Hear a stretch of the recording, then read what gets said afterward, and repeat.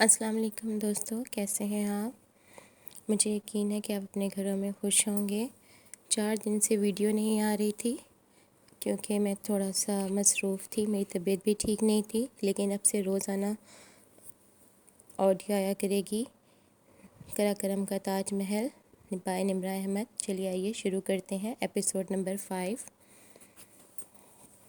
بدھ 27 جولائی 2005 وہ کمرے کا دروازہ کھول کر باہر برآمدے میں آ گئی۔ برآمدہ کافی طویل تھا اور ہر کمرے کے دروازے کے دونوں طرف خوشنما پھولوں کے گملے رکھے تھے۔ برآمدے کے آگے سفید ستون سے بنے تھے اور وہ ایک ستون سے ٹیک لگائے سامنے کا منظر دیکھنے لگی۔ قدرتی لش گرین گھاس سے ڈھکے مستطیل لان کے دہانے پر لگی جھاڑیوں کی باڑ کے ارد گرد وہی چھوٹا بندر چکراتا پھر رہا تھا۔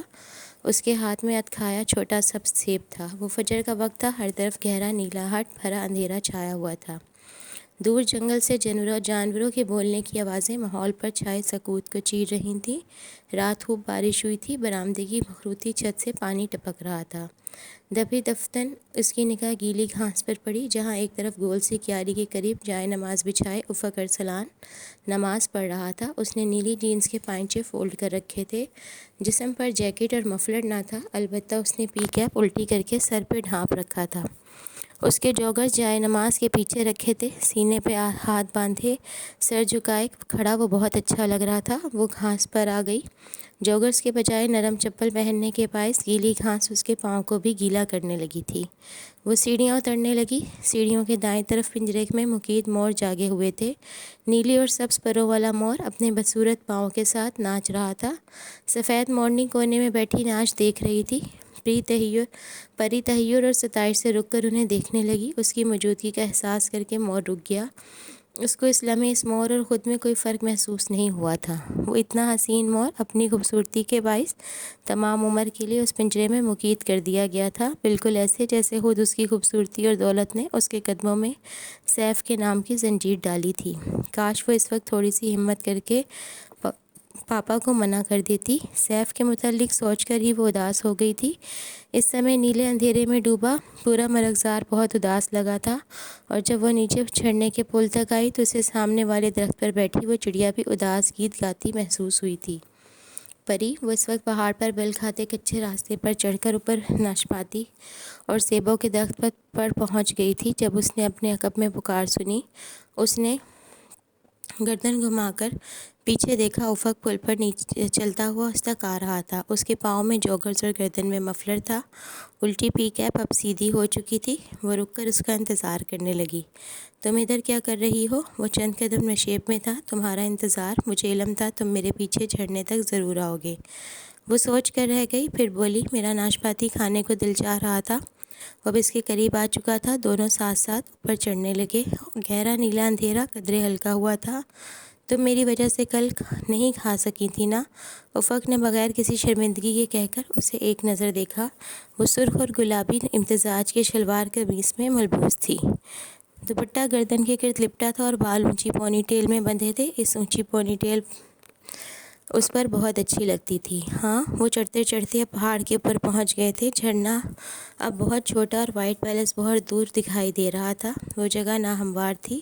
بہت سے درخت اونچے نیچے ڈھلان پر اگے تھے۔ وہ ایک درخت کے قریب چلی آئی۔ کھاؤ گے؟ ایک ناشپاتی توڑ کر دوپٹے سے خوب رگڑ کر صاف کی، جس کا سیبوں اور ناشپاتیوں کو صاف کرنے کا اپنا طریقہ تھا، اور افق کی طرف بڑھائی۔ اس نے ہلکی مسکراہٹ کے ساتھ نفی میں سر ہلا دیا۔ میں پھل نہیں کھاتا۔ کیوں؟ پر اتنی حیرت سے پھڑا ہوا ہاتھ نیچے گرا دیا۔ یوں ہی اچھے نہیں لگتے۔ وہ ایک درخت کے تنے سے ٹیک لگا کر بیٹھ گیا۔ کھایا کرو، ان میں فائبرز ہوتے ہیں، معدے کے لیے اچھے ہوتے ہیں، وہ ڈاکٹروں کے مخصوص انداز میں کہتی اس کے ساتھ بیٹھ گئی۔ اور سنو، تمہاری طبیعت کیسی ہے؟ خود دیکھ لو۔ افق نے اپنی کلائی اس کی جانب بڑھائی۔ سنجیدہ لہجے کے پیچھے شرارت تھی۔ اس نے بس ایک سیکنڈ کو نبض پکڑی، پھر چھوڑ دی۔ ابھی تک بخار ہے، مگر کل کی نسبت ہلکا ہے۔ افق نے ہاتھ پیچھے کر لیے، اور دور نیلے آسمان پر نارنجی سورج طلوع ہونے کو بےتاب تھا، مگر گہرے سیاہ بادل اسے راستہ نہیں دے رہے تھے۔ تم نے آج مور کو ناچتے دیکھا تھا پری؟ اس کی نگاہیں یہاں آسمان پر چھائے بادلوں پر تھیں۔ وہ خاموش رہی۔ میں جب بھی ادھر آتا ہوں، یہ مور مجھے پہچان کر اپنا ناچ ضرور دکھاتے ہیں۔ جن چیزوں کو ہم سیاح صرف لطف اندوزی کا سامان سمجھتے ہیں وہ ہمارے جانے کے بعد ہمیں یاد کرتی ہیں، ہمیں پکارتی ہیں۔ تمہیں نہیں لگتا پری کہ وائٹ پیلس کی سیڑھیوں کے ساتھ نصب پنجرے میں مقید مور ہمارے جانے کے بعد ہمیں یاد کرے گا؟ اس جھرنے کا تیز بہتا پانی، پانی میں رکھے پتھر اور اس پل کے قریب لگے درخت پر وہ اداس گیت گاتی چڑیا ہمیں یاد کرے گی۔ سیاح سمجھ نہیں پاتا، ورنہ وہ ہمارے قدموں کے نشان تو صدیوں ان پتھروں، مرغزاروں اور کچے راستوں پر ثبت رہتے ہیں۔ کل شام تمہیں کیا ہو گیا تھا افق؟ وہ خاموش ہوا تو اس نے پوچھا۔ سوال اتنا غیر متوقع تھا کہ افق نے چونک کر اسے دیکھا۔ کل شام؟ ہاں کل شام، پری نے آہستہ سے اپنی آواز دہرائی۔ تم نے اپنی ناشپاتی نہیں کھائی؟ بات مت لو۔ وہ اٹھ کھڑا ہوا۔ بارش ہونے والی ہے، چلو واپس چلتے ہیں۔ کھڑے ہو کر اس نے اپنی پینٹ چھاڑی۔ ایک سرخ رنگ کا کیڑا اس کے گھٹنے سے نیچے پتھریلی زمین پہ گرا۔ تم جاؤ، میں بعد میں آ جاؤں گی۔ پریشے نے خفگی سے منہ پھیر لیا۔ جھرنے کے بہتے پانی نے دیکھا کہ دونوں اس پل ایک بار پھر اجنبی ہو گئے تھے۔ وہ کچھ کہے بنا وہاں سے چلا گیا۔ وہ پھر ویسا ہو گیا تھا جیسا کل شام تھا، جیسے جلیل کے ریسٹورنٹ میں تھا، اجنبی، ناشناس سا۔ پھر کتنی ہی دیر وہ بغیر کھائے ناشپاتی ہاتھ میں لیے وہاں بیٹھی بیتے لمحوں کا شمار کرتی رہی، یہاں تک کہ سیاہ بادل برسنے لگے۔ تب وہ اٹھی اور پہاڑ کی ڈھلان سے اترنے لگی۔ وہ پری کو سیڑھیوں پر موروں کے پنجرے کے قریب کھڑا تیز بارش میں بھیگتا ہوا دکھائی دیا تھا۔ وہ بہت اداسی سے ترک زبان میں ان موروں کو کوئی گیت سنا رہا تھا۔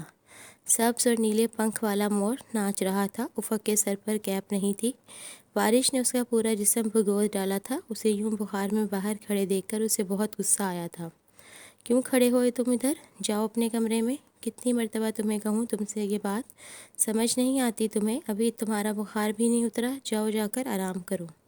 وہ غصے سے بلند آواز میں چلائی۔ سر پر ٹرے رکھ کر بارش کے پانی سے بچتے اس ویٹر نے جو تیزی سے سیڑھیاں پلانکتے ہوئے اتر رہا تھا، جو حیرت سے گردن پھیر کر ایک لمحے کو اسے دیکھا، جو خود بارش میں بھیگتی اسے ڈانٹ رہی تھی۔ تمہیں کوئی حق حاصل نہیں مجھ پر حکم چلانے کا؟ وہ بھی جواباً چلایا تھا۔ ایک لمحے کو وہ چپ سی ہو گئی۔ واقعی کہاں حق رکھتی تھی وہ ایک اجنبی پر؟ ٹھیک ہے پھر مرو اس بارش میں۔ وہ تیزی سے سیڑھیاں پلانکتی اوپر آ گئی۔ لان میں 3 بندر ٹھیلیاں کر رہے تھے۔ لان کو بھاگتے ہوئے عبور کرتے ہوئے اس نے راستے میں پڑی منرل واٹر کی خالی بوتل اٹھا کر میز پر چڑھے بندر کو زور سے ماری۔ بندر سہم کر جھاڑیوں کے پیچھے گم ہو گیا۔ وہ بارش میں بھیگتی کمرے تک آئی۔ ایک بارش سوات کے پہاڑوں پر ہو رہی تھی، ایک اس کی آنکھوں سے برس رہی تھی۔ وہ خود پر کمبل تان کر پوری دنیا سے چھپ کر رونے لگی۔ عرصہ اور نشا پرسکون سو رہی تھیں۔ باہر موسلا دھار بارش میں چوڑی سیڑھیوں کے درمیان موروں کے پنجرے کے ساتھ کھڑا افق ارسلان ابھی تک بھیگ رہا تھا۔ وہ تمام دن اپنے کمرے میں رہی تھی۔ پھر جب دن ڈھل گیا اور افق پر سیاہی پھیلنے لگی تو وہ ٹی وی کے آگے سے ہٹی، جس پر پی ٹی وی اور جیو کے سوا کوئی چینل نہیں آتا تھا۔ اس نے رات کا کھانا بھی نہیں کھایا۔ پھر نشا اسے زبردستی اٹھا کر وائٹ پیلس کے باہر بنی دکانوں تک لے آئی۔ اس کو سواتی شالوں اور قیمتی پتھروں کی شاپنگ کا کوئی شوق نہیں تھا، مگر محض نشا کا ساتھ دینے کو وہ کافی دیر تک وہاں سر کھپاتی رہی۔ دونوں واپس آئیں تو وائٹ پیلس کی سفید عمارت کے سامنے پھیلے وسیع و عریض لان کے وسط میں دائرے کی صورت میں احمد صاحب، شیلا، افتخار، عرصہ اور افق بیٹھے تھے۔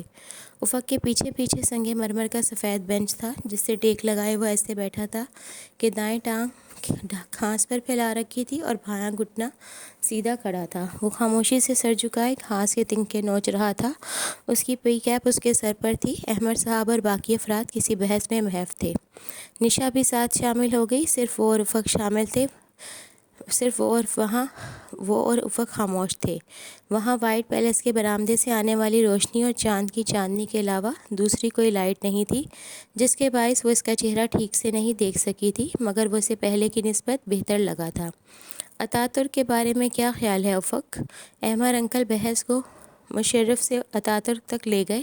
ان کے پکارنے پر اس کی گھاس نوچتی انگلیاں رکیں۔ اس نے چہرہ اونچا کیا۔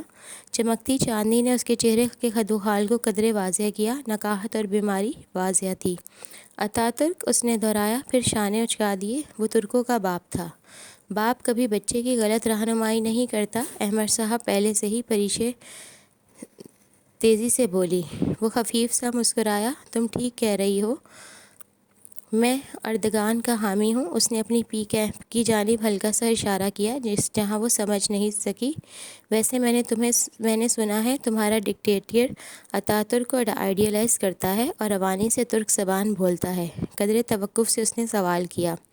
وہ اس لیے کہ ہمارے ڈکٹیٹر کو اس کے علاوہ اور کوئی کام نہیں ہے۔ نشا ڈکٹیٹر کے ذکر پہ چڑھ گئی۔ نشا، یہ ڈکٹیٹرز بادشاہ ہوتے ہیں، بادشاہوں سے بھی زیادہ اختیار ہوتے ہیں ان کے پاس۔ ویسے میں نے سنا ہے کہ تمہارا بادشاہ یورپ اور امریکہ سے آنے والوں کی بہت قدر کرتا ہے۔ مجھے تو اس نے آج تک نہیں پوچھا، شاید اس لیے کہ میں مسلمان ہوں۔ تم فکر مت کرو، تم راکا پوشی سر کر لو، تمہیں کوئی ایوارڈ دلوا ہی دیں گے۔ نشا نے کہا۔ کون سا ایوارڈ؟ نشان حیدر وہ دلچسپی سے بولا۔ نہیں، وہ تو شہید ہونے کے بعد ملتا ہے اور ملٹری اعزاز ہے۔ خیر تم پہلے کوئی پاکستانی پہاڑ سر تو کرو، قومی اعزاز کے بارے میں تو بعد میں سوچیں گے۔ وہ بدمزہ سا ہو کر پیچھے ہوا۔ وہ گلیشیئر، برومٹو، براڈ پیک اور نانگا پربت سر کر چکا ہوں۔ تمہارے صدر نے مجھے کبھی نہیں بلایا۔ اب تو میں نے امید لگانا بھی چھوڑ دی ہے، وہ بہت مصنوعی افسوس سے کہہ رہا تھا۔ تم نے نانگا پربت سر کیا ہے؟ دی کلر ماؤنٹین، پریشے چوکی۔ ہاں، وہ کیب ٹھیک کرتے ہوئے اٹھ کھڑا ہوا۔ میں چلتا ہوں، آپ لوگ باتیں کریں۔ پری کی نگاہوں نے لان عبور کر کے سیڑھیاں چڑھتے افق کا دور تک تعاقب کیا۔ آج وہ موروں کے پنجرے کے پاس نہیں رکا تھا۔ محفل جاری تھی۔ جب وہ وہاں سے اٹھ کر اوپر آ گئی، وہ افق کو تلاش کر رہی تھی۔ وہ مستطیل لان میں نہیں تھا، نہ ہی اپنے کمرے کے آگے بنے برآمدے میں۔ وہ تو اپنے کمرے میں بھی نہیں تھا۔ لان میں اس رات بندر بھی نہیں تھے۔ وہ تیسری منزل پر آ گئی۔ ایک ہی نگاہ میں اس نے اطراف کا جائزہ لیا۔ چکور احاطے کے دائیں طرف کونے میں آگے جا کر ایک بالکنی بنی تھی، اس سے وہاں افق کی جھلک دکھلائی دی۔ وہ وہیں آ گئی۔ وہ بالکنی پرانے وقتوں کے محلوں کے طرز پر بنی تھی۔ اس کی ریلنگ اونچی تھی جس پر کوہنیاں ٹکائے وہ قدرے جھک کر نیچے جھرنے کو دیکھ رہا تھا۔ وہ اس کے عقب میں آ کر کھڑی ہو گئی۔ اس کی کیب کا پچھلا حصہ اس کے سامنے تھا۔ اس پر سفید مارکر سے کسی نے ہاتھ سے لکھ رکھا تھا، ہیلپ ٹو ٹائپ اردگن۔ اس نے یہ فقرہ پہلی بار نوٹ کیا تھا۔ افق اپنے گرد و پیش سے بے خبر دھیمی آواز میں کچھ گنگنا رہا تھا۔ سونکشام استورین انجے بانا سوزویر۔ یکدم کسی کی موجودگی کا احساس کر کے اس نے پلٹ کر پیچھے دیکھا۔ تمہاری کیب پر طیب کے ہجے غلط لکھے ہیں۔ طیب کے آخر میں بی آتا ہے، تم نے پی لکھ رکھا ہے۔ اس نے خود کو سوالیہ نظروں سے گھورنے پر جو اس کے منہ میں آیا وہ بول پڑی، میں نے نہیں لکھا۔ چہرہ واپس جھرنے کی طرف موڑ کر وہ بے نیازی سے بولا، یہ جینک کی کیپ ہے، اس نے لکھا ہے۔ ترک زبان میں بی کی جگہ پی استعمال ہوتا ہے۔ یہ فقرہ انگریزی میں اس لیے لکھا ہے کہ وہاں ترکی میں لوگ انگریزی سے نابلد ہوتے ہیں، ملٹری والے بھی، اور وہاں کی ملٹری اردگان کو پسند نہیں کرتی۔ مگر تمہاری انگریزی تو بہت اچھی ہے۔ وہ اس طرح کی ریلنگ پہ کوہنیاں ٹکائے کھڑی ہو گئی۔ فرق یہ تھا کہ وہ سامنے دیکھ رہا تھا اور وہ اسے۔ میں بچپن میں کافی عرصہ امریکہ میں رہا ہوں، شاید اس کا اثر ہو۔ اچھا، تم نے جینک کی کیپ کیوں لے رکھی ہے؟ میں مصر جا رہا تھا تو انقرہ کے ایئرپورٹ پر یوں ہی مذاق میں نے اس کی کیپ چھینی اور اس نے میری۔ بس پھر بعد میں وہ واپس ہی نہیں کر سکا۔ وہ رکا اور قدرے توقف سے بولا، ہم دونوں انجینئر ہیں اور سائٹ پر جاتے ہوئے کیپ لیتے ہیں کہ دھوپ ہوتی ہے تو بس عادت پڑ گئی ہے۔ اور یہ مفلر؟ اس نے گردن میں جو موجود مفلر کی طرف اشارہ کیا۔ افق نے گردن جھکا کر اسے دیکھا۔ یہ مفلر نہیں ہے، یہ ترکی کا جھنڈا ہے۔ اوہ، وہ حیران ہوئی، میں تو اسے مفلر سمجھی تھی۔ میں اسے راکا پوشی پہ لہرانے کے لیے لایا ہوں۔ وہ پھر سے اندھیرے میں دیکھنے لگا۔ وہ اس کی جانب دیکھنے سے دانستہ گریز کر رہا تھا۔ وہ خاموشی سے اسے دیکھتی رہی، اس کی نگاہوں کا ارتکاز محسوس کر کے۔ افق نے گردن ترچھی کر کے اسے دیکھا۔ تم ابھی کیا گا رہے تھے؟ کچھ نہیں، ہمارا ایک لکھاری ہے، احمد امت، اس نے لکھی تھی ایک نظم، کائنڈ آف۔ پھر وہ رخ پھیر کر ریلنگ سے ٹیک لگا کر کھڑا ہو گیا اور دونوں بازو سینے پر باندھ لیے۔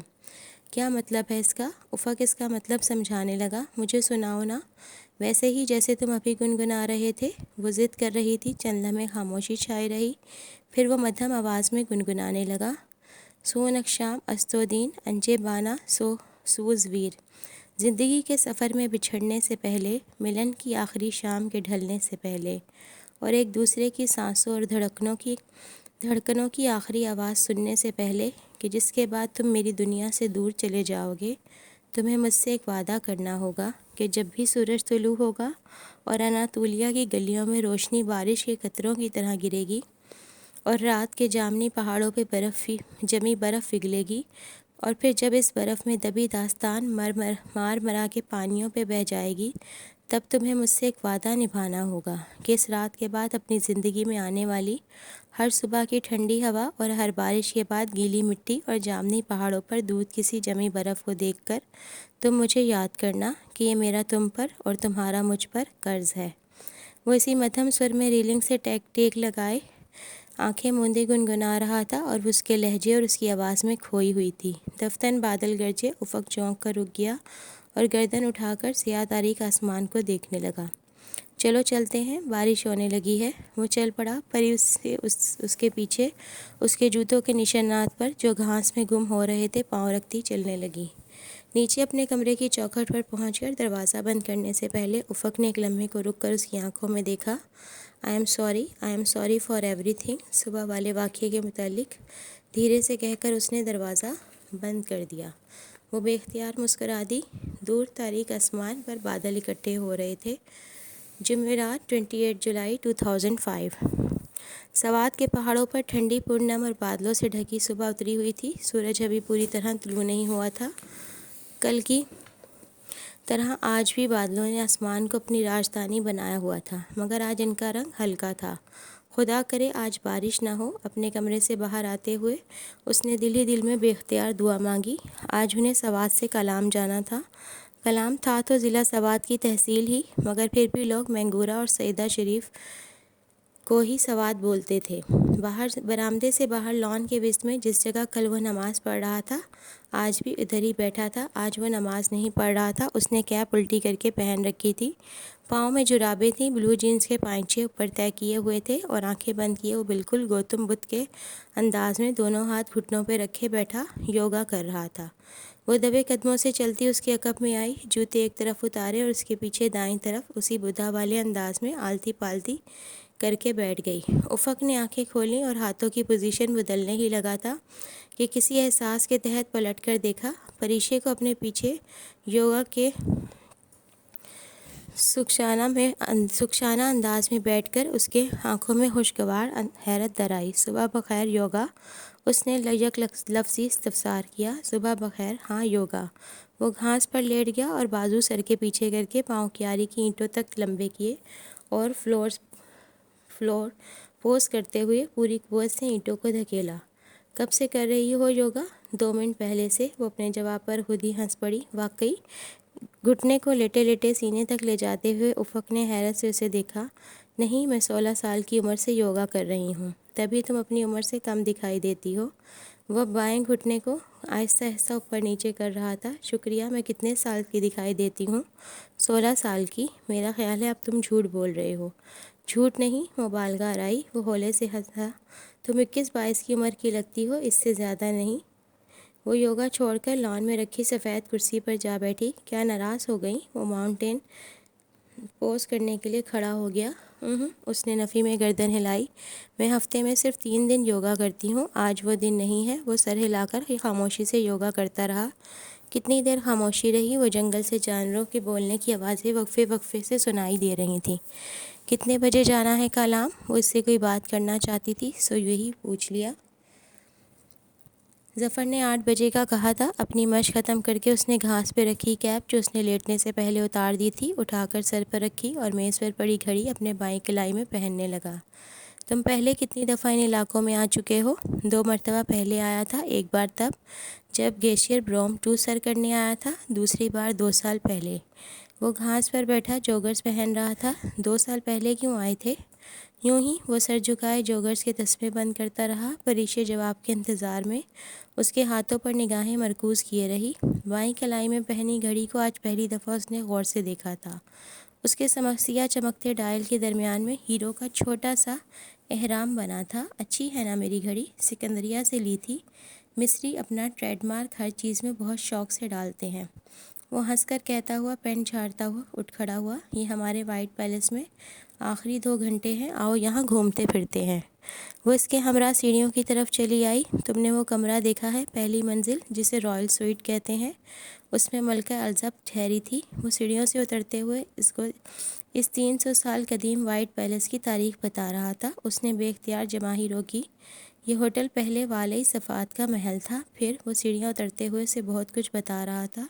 وہ بور ہونے لگی۔ اسے وائٹ پیلس کی تاریخ سے کوئی دلچسپی نہیں تھی، مگر محض اس کا دل رکھنے کو سنتی رہی۔ موروں کا پنجرہ پیچھے چھوڑ کر وہ نیچے روش پر آئے تو وہ بڑا سا لان خاموشی میں ڈوبا تھا۔ روش کے اختتام پر ناشپاتی کا درخت تھا، جس کے ساتھ کرسی ڈالے بوڑھا سیکیورٹی گارڈ بیٹھا تھا۔ تم کیا ہر سال یوں ہی سیر و سیاحت کے لیے نکل جاتے ہو؟ دونوں چلتے چلتے روش کی ایک طرف بنے نیلی ٹائلز والے فوارے کی منڈیر پر بیٹھ گئے۔ ہر سال؟ میں تو سال کے 10 مہینے نگر نگر پھرتا ہوں۔ میں پیدائشی سیاح ہوں۔ مجھے دنیا کو ایکسپلور کرنے کا شوق ہے، اس کو گھوم پھر کر دیکھنے کا شوق ہے۔ سیاحت انسان کی زندگی بدل ڈالتی ہے۔ آپ ایک دفعہ پہاڑوں پر نکل جائیں تو واپسی پر آپ ایسے نہیں ہوتے، آپ بدل جاتے ہیں۔ پہاڑوں کا سفر انسان کو بدل ڈالتا ہے۔ اس کے بعد life is never the same again.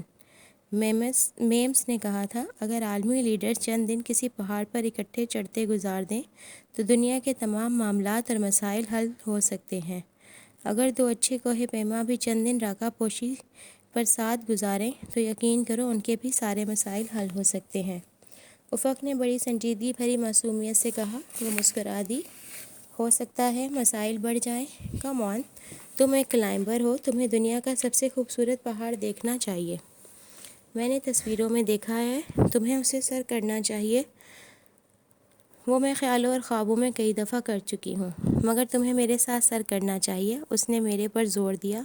ناممکن ہے، کیونکہ پاپا مجھے قراقرم کی شکل دوبارہ دیکھنے نہیں دیں گے۔ میں انہیں اچھی طرح جانتی ہوں۔ یہ گارڈ کہاں جا رہا ہے؟ اس کے اصرار سے بچنے کی خاطر اس نے اس کی توجہ بوڑھے گارڈ کی طرف دلائی، جو کسی کام سے ہوٹل کی عمارت کی طرف جا رہا تھا۔ افق نے گردن پھیر کر اسے دیکھا۔ اس کو شاید کسی نے بلایا ہے۔ تم نے کبھی چوری کی ہے؟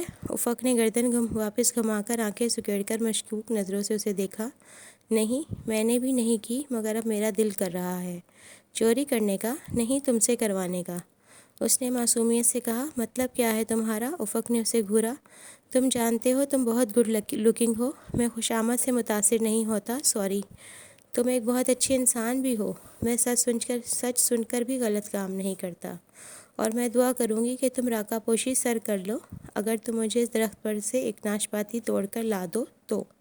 وہ چند لمحے خاموشی سے اسے گھورتا رہا، پھر بولا، بہت بہتر، لاتا ہوں۔ وہ چند قدم کے فاصلے پر اگے درخت تک گیا اور ہاتھ بڑھا کر ایک شاخ کو اتنی زور سے پکڑا کہ اس پر بیٹھی نیلی چڑیا سہم کر اڑ گئی۔ اوہ، تم نے تو اسے ڈرا دیا۔ پری نے تعصب سے آسمان پر اڑتی چڑیا کو دیکھا۔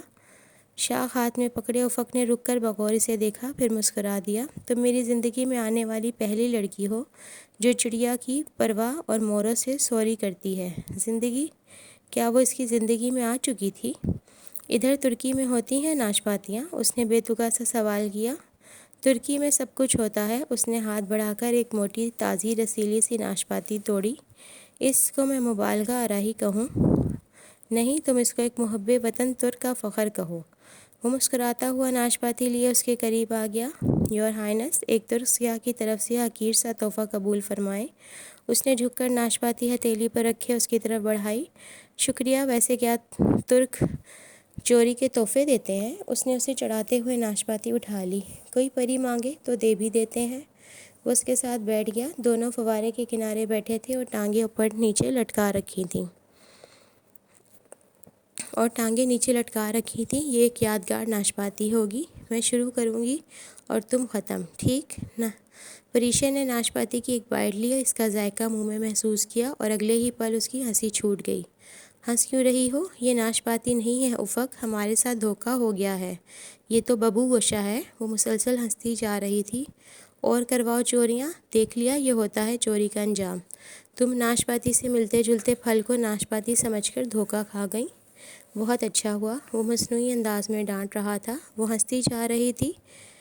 اچھا سنو، مجھے بھی چکھاؤ اور اس کو ختم نہیں کرنا۔ ہم اس فوارے کے پیچھے اس کو رکھ دیں گے، یہ ایک یادگار ہے، کبھی ہم دوبارہ ادھر آئے تو اسے ضرور ڈھونڈیں گے۔ اس نے ایک بائٹ لے کر کھائے پبو گوشے کو فوارے کے پیچھے کر کے ایک جگہ چھپا دیا، اور جو ہنستی جا رہی تھی یکلخت رک گئی۔ کبھی ہم دوبارہ ادھر آئے، افق نے ہم بولا تھا، مگر کیوں؟ اس نے ایک نگاہ اپنی انگلی میں پہنی انگوٹھی پر ڈالی اور سر جھکا لیا۔ مستقبل کسی 8,000 میٹر بلند پہاڑ کی چوٹی کی طرح دھند میں لپٹا تھا۔ تو دوستو، یہ تھی آج کی ایپیسوڈ۔ امید ہے آپ کو پسند آئی ہوگی۔ اگر آپ کو پسند آئی ہے میری آڈیو تو اسے لائک کیجئے، شیئر کیجئے اور میرے چینل کو سبسکرائب کیجئے۔ دعا میں یاد رکھیے گا۔ اللہ حافظ۔